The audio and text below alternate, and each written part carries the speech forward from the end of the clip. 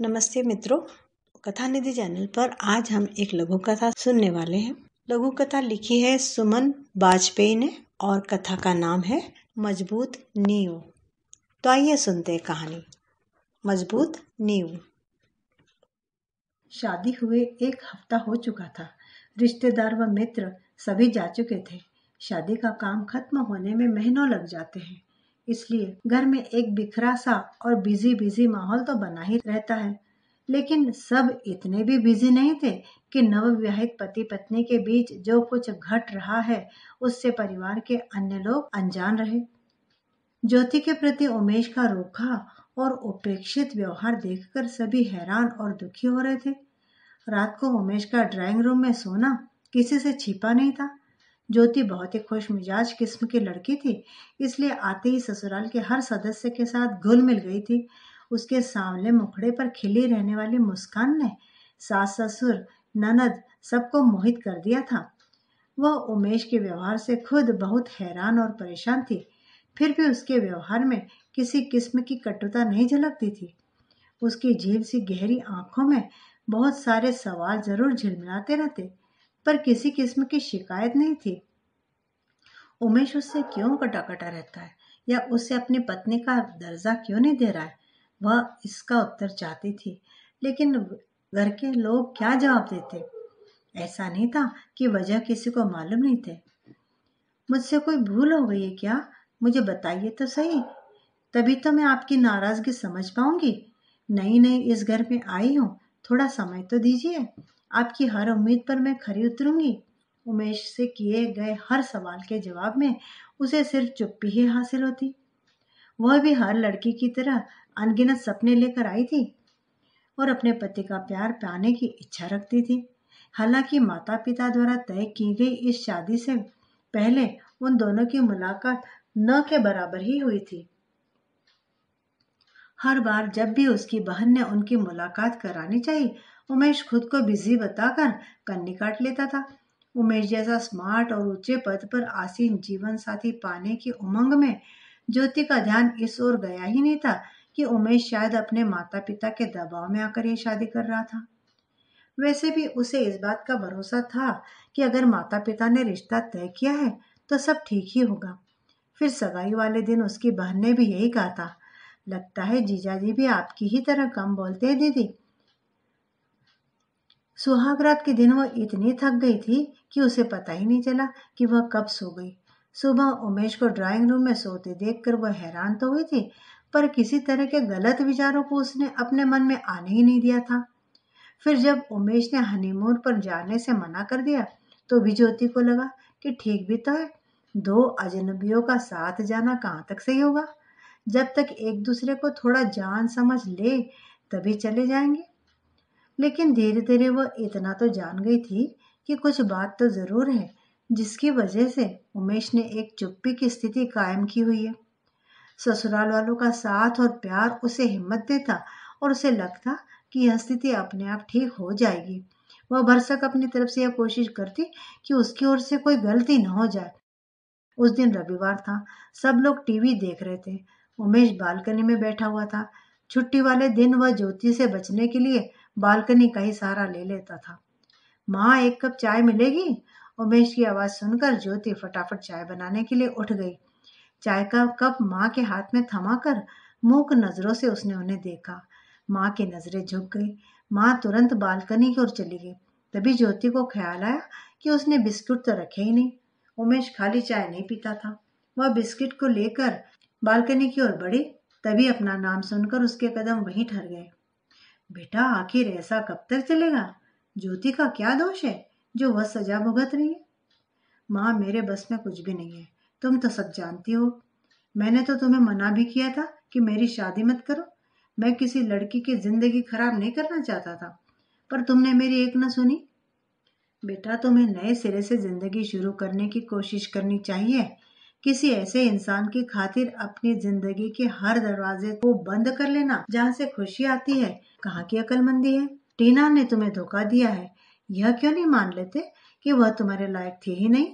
आखिर ज्योति में कमी ही क्या है? माँ, इन बातों का अब कोई फायदा नहीं है। टीना की जगह कोई नहीं ले सकता। ज्योति बहुत अच्छी है, पर क्या वह टीना के रूप और सुंदरता के आगे कहीं टिकती है? क्या वह टीना जैसे स्मार्ट है? आखिर उसके रूप और स्मार्टनेस ने तुझे क्या दिया? सिर्फ धोखा ही ना। उसमें गुण होते तो तेरे प्यार की कदर करती, तुझे सहारा देती, न कि तुझसे ज्यादा पैसे वाले के पास चली जाती। उस जैसी लड़कियां ऑफिस के बंद चैम्बरों में तो अच्छी लगती है, पर घर के आंगन में नहीं। तुम प्यार और विश्वास की नींव ज्योति के साथ ही रख सकते हो। उसे अपनाने की कोशिश तो करके देखो। मुझसे नहीं होगा माँ, कहकर उमेश अंदर कमरे में चला गया। आंसुओं के वेग को रोकने की नाकाम कोशिश करती ज्योति जड़ हो गई थी। जब शांता की नजर उस पर पड़ी तो वह सकपका गई। नजरें मिलाने का साहस नहीं हुआ। ज्योति ने उन्हें ऐसे देखा मानो पूछ रही हो कि सब कुछ जानते हुए भी आपने मेरे साथ यह अन्याय क्यों होने दिया? बेटे को सुख देने की चाह में किसी और की बेटी के सपने बदरंग क्यों कर दिए? उसे मैं मोहरा बनाकर अपने बेटे से कह रही है कि हारी हुई बाजी जीत ले। यह मुमकिन है क्या? ज्योति समझ नहीं पा रही थी कि वह क्या करे। चीखने चिल्लाने या किसी को दोषी ठहराने से तो कोई फायदा नहीं था। बेटी, उमेश को थोड़ा वक्त दे, समय की हवा गुबार को उड़ा ले जाती है। शांता देवी ने उसे सांत्वना देने की कोशिश की तो वह रो पड़ी। माँ, पति का प्यार और साथ पाए बिना मैं आखिर किस अधिकार से यहाँ रह रही हूँ? क्या सिर्फ आपकी बहू बनकर रहना ही काफी है? आप मुझे मेरे मायके जाने की इजाजत दे दे। तुम इस घर की इज्जत हो बेटा, यही तुम्हारा सबसे बड़ा अधिकार है। तुम जाना चाहती हो तो मैं तुम्हें रोकूंगी नहीं, लेकिन इतना जरूर कहूंगी कि तुम्हें अपने हक के लिए लड़ना चाहिए। हिम्मत हार कर मायके चले जाने से सिर्फ दूरियां ही तो बढ़ेंगी। हम पूरी तरह तुम्हारे साथ हैं। एक कोशिश तो की ही जा सकती है। पर माँ, उन्हें तो मेरे रंग रूप से भी चिढ़े। क्या टीना बेहद सुंदर थी? मुझे उसके बारे में कुछ बताइए। छोड़ो, अब वह एक बंद अध्याय है। बस यह जान लो कि वो एक आंधी की तरह आई थी जो हमारा सारा सुख चैन और विश्वास उड़ा कर ले गई। वह सुख को पैसे से तोलती थी, इसलिए जब उसे एक रईस ज्यादा मिला तो उसे उमेश का प्यार ठुकराते एक पल भर भी नहीं लगा। माँ की बात सुनकर ज्योति को लगा कि एक कोशिश करने में तो कोई हर्ज नहीं है। उमेश उससे दूर रहने की कोशिश करता तो भी वह सहज बनी रहती। कोई बात भी करती तो यह एहसास जरूर दिला देती कि जरूरी है, इसलिए कर रही है। बात करते करते धीरे से मुस्कुरा देती। उसके कहने से पहले ही उसके सारे काम कर देती। उमेश उसे अपने आसपास देख झुंझलाता तो ऐसे दिखाती कि उसकी बेरुखी का उस पर कोई असर नहीं हो रहा है, बल्कि गुनगुनाने लगती। उमेश हैरान हो जाता। वो उसके साथ ढंग से बात भी नहीं करता था, फिर भी वह कभी कोई शिकायत नहीं करती। माँ और बहन ज्योति के रूप और गुण की तारीफें करती तो वह चिढ़ जाता। आखिर क्यों उन्हें ज्योति में कोई कमी नजर नहीं आती? ज्योति जानती थी कि वह साधारण शक्ल सूरत की लड़की है। वह कई बार शीशे में जाकर खुद को निहारती। उसे सुंदर बेशक नहीं कहा जा सकता था, पर उसकी सांवली रंगत में भी एक कशिश थी। उसकी आंखों की गहराई में किसी को भी अपने मोहपाश में बांध लेने की काबिलियत थी। उसके लंबे बाल जब कमर तक लहराते तो लगता जैसे रेशम बिखर गया हो। तराशी हुई काया पर सलीके से बंधी साड़ी में वह बहुत शालीन लगती। ज्योति जब भी उमेश के सामने पड़ती वह टीना से उसकी तुलना करने लगता और तब यही सोचता कि टीना के सामने यह तो कुछ भी नहीं है। बस फर्क है तो दोनों के व्यवहार और सोच में। टीना की बात नहीं मानता था तो वह गुस्सा हो जाती थी और ये सब कुछ सह लेती है। वह टीना को बहुत चाहता था, पर फिर भी उसने उसके प्यार की कदर नहीं की। लेकिन ज्योति से शादी करने के बावजूद न तो वह उससे जुड़ पाया है और न ही ऐसा सोच सकता है कि कभी उसे प्यार कर पाएगा। फिर भी ज्योति की आंखों में प्यार और विश्वास की एक चमक दिखाई देती है। तुम टीना और ज्योति की तुलना करना छोड़ दो। प्यार की बेल इस तरह नहीं सींची जा सकती बेटा। हर बेल का रंग रूप अलग अलग होता है और उसी के अनुसार वह फल फूल देती है। बस कुशल हाथों की छुअन और चाहत की खाद ही उसे संवार सकती है। माँ को जब भी मौका मिलता उमेश को समझाने लगती।